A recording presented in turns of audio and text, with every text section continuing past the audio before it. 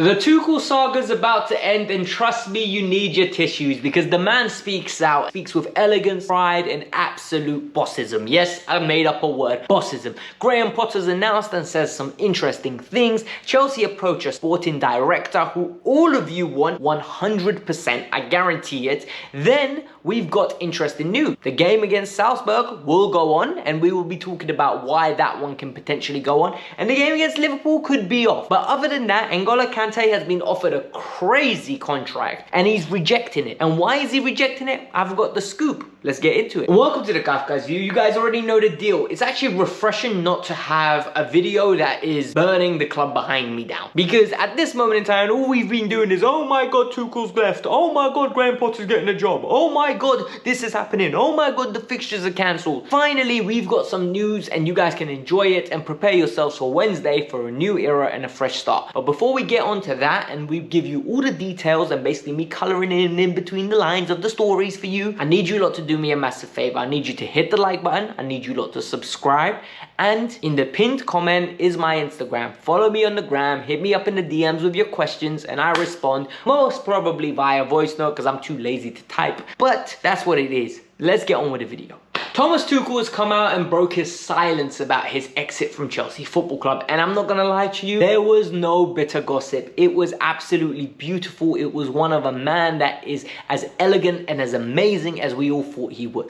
Thomas Tuchel has come out and basically said, look, he did not expect to do this message so soon. He wanted to be at Chelsea for many more years. This message is something that's coming from his coração, heart, if you don't speak Portuguese, and this is actually very sad because I was reading it and I was like, Tommy, you're one of us. You're one of us fans, mate. Like, this is why I can't move on. He reminded us that he won the Club World Cup and the Champions League and it gave him pride. And that's a little bit of a gloat. And I think it's a little bit of a slap in the face to the owners. Like, you don't know what you're losing. And I agree with it. All I'm going to say is it's very hard for us to move on whilst there haven't been any games. Once the games are here, everyone's going to get invested. You are, your mum's going to get invested, your dad's going to get invested. Anybody that likes football is going to get invested and behind the project of Potter. But before there are games, there's a little bit of a bad feeling about how he was released. Let's be honest. There was a little bit of a bad feeling. Your dog's upset, your cat's upset. Everybody is upset about it because it wasn't classy, it wasn't correct, and it was almost like a stab in the back. That's how I view it. His message was heartfelt, it was emotional,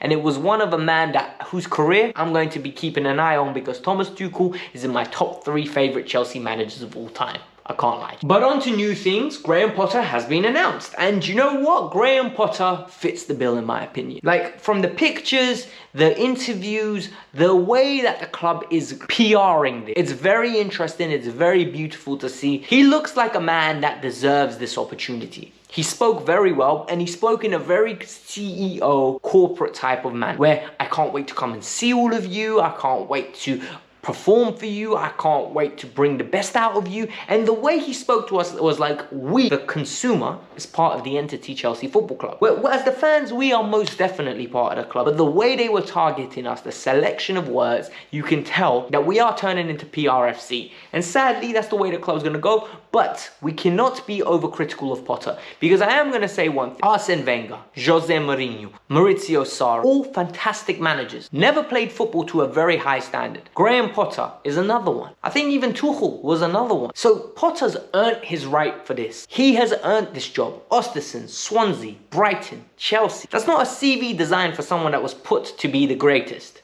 That's for a CV of someone that worked tooth and nail, and we need to back him now. Because whatever is said about the sacking, he has got tremendous style of football. He's very adaptable. He's a great man manager. And more importantly, he has earned it. And I can't reiterate that point enough. Earning it makes me think this man has fought tooth and nail for this role. Nothing was handed to him, and he will do whatever it takes to keep this role. Hopefully the players represent him fairly. Hopefully he gets a fair crack at the whip because I think he's going to be a great manager for Chelsea Football Club. I can't lie. What I think is very interesting at this moment in time is Chelsea's hunt for director of football. We've been approaching Michael Edwards and we've had no success. Look, Chelsea wanted Michael Edwards from the start of the summer. And if Michael Edwards came in, guarantee you Thomas Tuchel would have been gone earlier. But Chelsea couldn't acquire him. Chelsea let go of Marina, let go of Czech, let go of the old regime, and decided that Bowley and Tuchel was the way forward. And the worrying thing here is we still don't have a director of football. We've been looking at a lot of people. I think it's Paul Mitchell from Monaco, and we've talked about other representatives such as Maxwell from PSG, and it looks like we're looking at another one, Luis Campos. Campos is a great sporting director. This guy has done tremendous work nearly everywhere he's gone, and he's renowned to be known as like top 5 best sporting directors around the world. Monchi goes into that category. Then there are other like Michael Edwards, and the guy from Brighton that went to Leicester, he looks like he's absolutely class as well. I know what's happening at Leicester right now isn't as representative, but it is what it is. Chelsea want Luis Campos. Luis Campos still advises Celta Vigo and PSG, so he's not directly contracted to work exclusively to PSG. Whether Chelsea are going to take him on that type of basis and he agrees to it, Chelsea could actively go and get him and get one of the best agents of a club possible. This guy knows how to build an infrastructure. He knows how to build a system.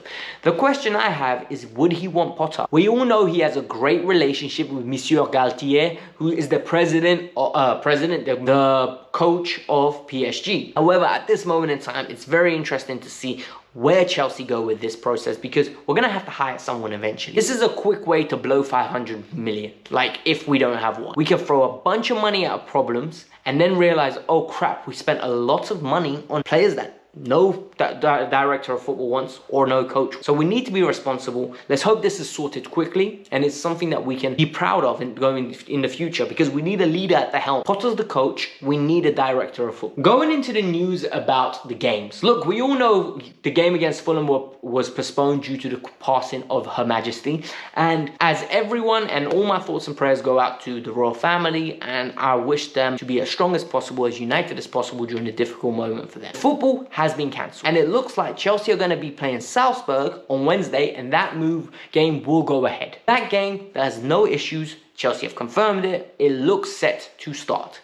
However, the game against Liverpool the day before the funeral looks like it's going to be cancelled. The rest of the Premier League will continue. However, the games based in London will not be continuing. And this is early indications of what has happened. A lot of people are going to moan. Guys, before you moan, we do need to take a few things into account. This is somebody's mother, grandmother, auntie. So we need to be respectful about what we're moaning about. They deserve. However, this is royalty. And when they're royalty, there needs to be certain level of security. So a certain number of police officers are most probably going to be required at the scene to make sure everything goes orderly. There's an orderly fashion. This is going to be broadcasted not only for the UK, but for the whole world. So we need to be respectful in what we think. With football, they're clearly making a decision not to go ahead with it. I don't understand why. I don't know the reasons why, but we just need to believe and respect it. Is it ideal for Chelsea? There's 2 schools of thought. There will be a fixture pile up towards the end of the season. However, at the same time, Potter's getting a whole host of time to actually coach the players, inbuild some styles of play, almost a mini pre-season. He's essentially going to have one game for 14 days, and then he's going to have another international break to work with the players that don't go on international leave. This is good. This is almost like a refresh, and we're 5 points behind first place. We could potentially win the league this year if things get with a new manager bounce and we start going on, and you don't know. So it's something we need to get behind, but we need to be respectful during this time, and we need to be... Finally, the deal about N'Golo Kante is one that I am very torn on. So I saw this morning an article from The Athletic. Mr. David Ornstein has come out with another insightful article, and he's talking about N'Golo Kante. N'Golo Kante was one of the soldiers that Tuchel loved and trusted more than anyone. He spoke about him in such a light that he basically said he's the best player on our team, and he wasn't lying. N'Golo Fit is the best player with Chelsea, without a doubt. However, the worrying issue when it comes to N'Golo Kante is he's struggling to stay fit on a consistent basis. He had a season, I think, where he played 22 games, then he went into 30, then he went down to 26. He's missing a host of games. And 1, it's because of a lack of reliability to rotate him. And 2, it's age. He's 31 years old now. He has to be managed. And the problem here is apparently Chelsea are offering him north of 300k, and the 300k is not enough for N'Golo Kante. Not the money, the length of contract. He wants 3+1. Chelsea are offering 2+1. The +1 will most likely be an option on Chelsea's part. This is very interesting because this is the first time where the ownership is showing that money is an issue, that they don't potentially want a player to stay long run. So we just need to be patient and understand the ramification of this. I think N'Golo Kante should be staying at Chelsea. He wants to retire here. I think he adds enough value as long as we manage him accordingly. Can you just imagine him in a Potter system, like in a Basuma role? Like in a role where he's allowed to spray the ball, but it's energy, winning the ball back, driving the ball forward. NG is very good at that. People really try to diminish his attributes by calling him just a generic defensive midfielder. He's not a defensive midfielder, he's a box-to-box. He might not have the shooting ability of Basuma, but he definitely has the ball carrying ability of Basuma. And if anything, he nips through challenges and rides challenges a lot better. So for me, it's very important that we stay realistic and we pay him the respect. He's one of the best midfielders of his generation, and people never talk about N'Golo Kante like that. Is it a lot of money? Yes, it is. But has he earned it? Yes, he has. We just have to do our due diligence and keep him fit. But this was the Kavkas View. I hope you lot enjoyed it. Hit the like button, subscribe to the channel. We're over 20,000 people subscribed and we're nearly on 21,000. I appreciate you lot a lot. More than you believe. So hit the like button, subscribe to the channel. Peace out. I'm out.